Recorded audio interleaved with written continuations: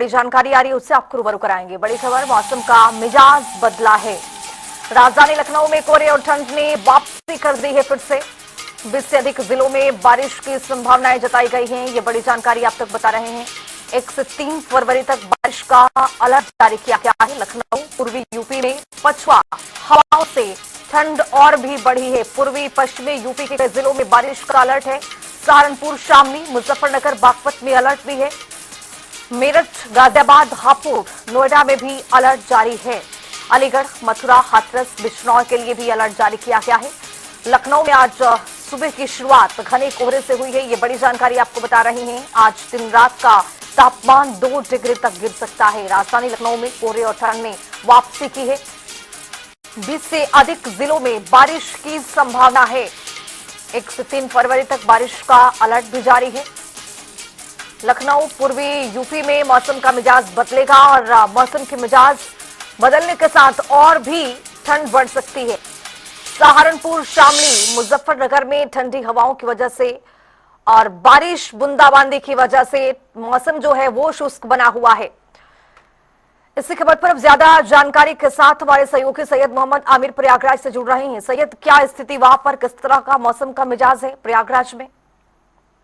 देखिए, जिस तरह से मौसम ने करवट ली है और कहीं ना कहीं धूप तो जरूर है, मगर जिस तरह से ठंड सर्द हवाएं चल रही है, लोगों की मुश्किल उसी तरह से है।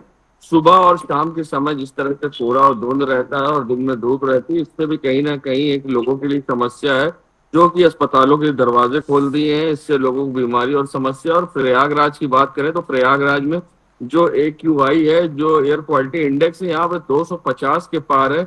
ऐसे में सांस लेने में बाहर लोगों को समस्या हो रही है और काफी गंभीर है, क्योंकि अगर 250 है तो गंभीर है, और अगर 250 से 300 के बीच है तो खतरनाक है। क्योंकि जो AQI का होता है वो क्वालिटी, एयर क्वालिटी 0 से लेके 50 तक नॉर्मल होती है, उसके बाद ये खतरा बढ़ने लग जाता है। मगर प्रयागराज में जिस तरह से 250 है, ये कहीं ना काफी काफी चिंताजनक है, क्योंकि कल माघी पूर्णिमा का स्नान पर्व भी है। लाखों श्रद्धालु प्रयागराज में आ रहे हैं, आस्था की डुबकी लगाएंगे। और जिस तरह से ये एयर क्वालिटी गड़बड़ाई है और साथ ही ठंड भी है, और अभी बारिश प्रयागराज में नहीं जब तक होती तब तक ये हालात बने रहेंगे।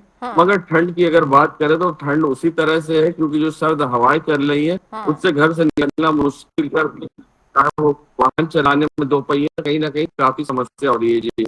सैयद, आपने जिक्र किया है कि AQI लेवल जो है वो लगातार यहाँ पर बढ़ रहा है और खतरे के निशान से ऊपर पार कर रहा है, और ऐसे में श्रद्धालु वहां पर भारी संख्या में पहुंच रहे हैं। क्या प्रशासन इसको लेकर कोई इंतजाम कर रहा है, या फिर AQI को लेकर सरकार की ओर से कोई बड़ी चेतावनी दी जा रही है? क्या एहतियात कदम वहां पर उठाए जा रहे हैं? बात करें सरकार की ओर से, प्रशासन की ओर से, तो पानी के छिड़काव नगर निगम की जो गाड़ियां हैं पेड़ों पर कर रही है। पेड़ों की यहाँ भी सड़क किनारे जो पेड़ उस पर मोटी मोटी आपको डस्ट की परतें नजर आएंगी। मगर नगर निगम अपनी तरफ संभव कोशिश कर रहा है, पानी का छिड़काव कर रहा है। मगर सबसे बड़ी बात है, अगर बारिश नहीं होती है तो ये जो AQI है वो कहीं ना कहीं कंट्रोल नहीं होगा, क्योंकि बारिश काफी इसके लिए महत्वपूर्ण होती है। जब बारिश होती है तो ऐसे में AQI का जो बड़ा स्तर होता है वो कम होता है। मगर अब देखना होगा कि कब बारिश होती है। जिस तरह से मौसम विभाग ने अनुमान भी लगाया है कि कहीं ना कहीं 2 दिनों में बूंदाबांदी हो सकती है प्रयागराज में भी। और अब देखना होगा कि कब ये बारिश होती है और AQI लेवल नीचे आता है। मगर जिस तरह से अभी ठंड बनी हुई है, अभी हो सकता है कि फिर से एक बार मौसम करवट ले और प्रयागराज में फिर से इस महाशिवरात्रि तक एक तेज ठंड देखने को मिले। चलिए, बहुत शुक्रिया सैयद तमाम जानकारी के साथ जुड़ने के लिए। तो मौसम का मिजाज बदल रहा है, लेकिन प्रयागराज की स्थिति ये कि वहां पर भी AQI लेवल जो है वो बहुत ज्यादा देखने को मिला है, और ऐसे में लाखों श्रद्धालु प्रयागराज का रुख कर रहे हैं। चूंकि वहां पर माघ मेले का आयोजन किया गया है और ऐसे में करोड़ों श्रद्धालु वहां पर डुबकी लगा रहे हैं। AQI लेवल इतना खतरनाक है, खराब श्रेणी में पहुंचा हुआ है कि सांस लेने में दिक्कत हो रही है।